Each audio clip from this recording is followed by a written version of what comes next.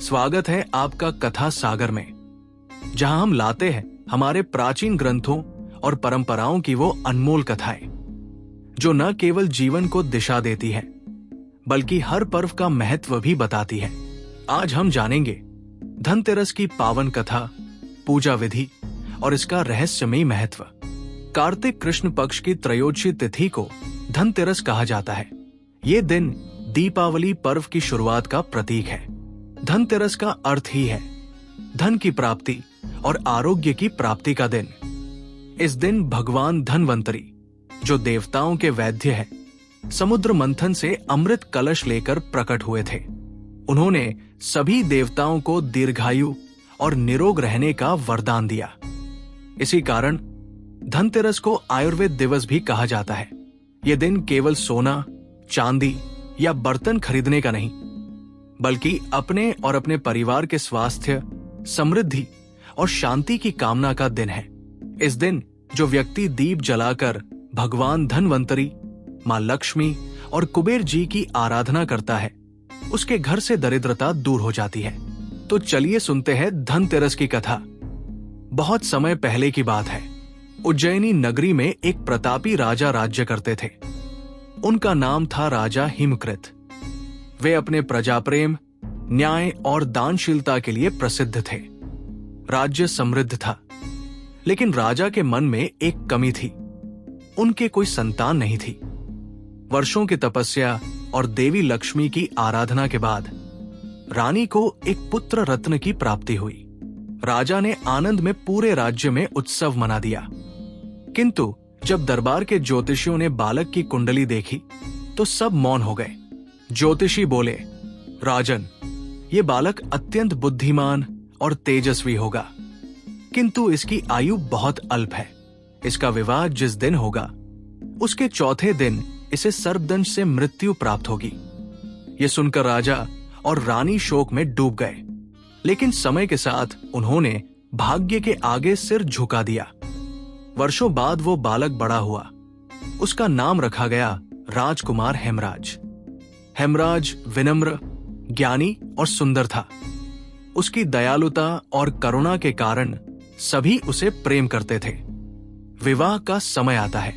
एक दिन राजा ने निश्चय किया कि अब पुत्र का विवाह किया जाए। उन्होंने एक सुंदर, संस्कारी और बुद्धिमान कन्या का वरण किया। उसका नाम था राजकुमारी यमिनी। विवाह बड़े धूमधाम से संपन्न हुआ। पूरा नगर दीपों से जगमगा उठा और सभी ने इस जोड़े को दीर्घायु का आशीर्वाद दिया। परंतु यमिनी को जब यह पता चला कि उसके पति की चौथे दिन मृत्यु निश्चित है, तो उसने भगवान से प्रार्थना की, हे प्रभु, यदि सच्चे प्रेम में शक्ति है तो मेरे पति की रक्षा करें। मैं उन्हें यमराज के हाथों नहीं जाने दूंगी। धनतेरस की रात्रि आती है। विवाह के 3 दिन बीत गए। चौथा दिन था कार्तिक कृष्ण त्रयोदशी, यानी धनतेरस का दिन। राजमहल के गलियारे दीपों से सजे थे। वातावरण में गंधर्व संगीत की ध्वनि गूंज रही थी। रात्रि का समय था। राजकुमारी यमिनी ने अपने हाथों से सैकड़ों दीप जलाए। सोने चांदी के दीपक, तांबे के दीपक और मिट्टी के भी।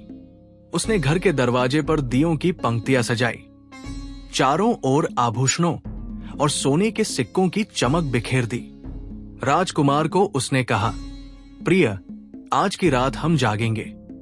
कोई गीत गाएंगे, भजन करेंगे, पर नींद नहीं आने देंगे। राजकुमार मुस्कुराए, पर मन में भय छिपा था। यमराज का आगमन। आधी रात बीती। आकाश में चंद्रमा बादलों में छिपा था और तभी दक्षिण दिशा से एक दिव्य प्रकाश दिखाई दिया। वो स्वयं यमराज थे, सर्प रूप में। उनका स्वर गंभीर और शांत था। समय आ गया है, राजकुमार। नियति को कोई नहीं बदल सकता।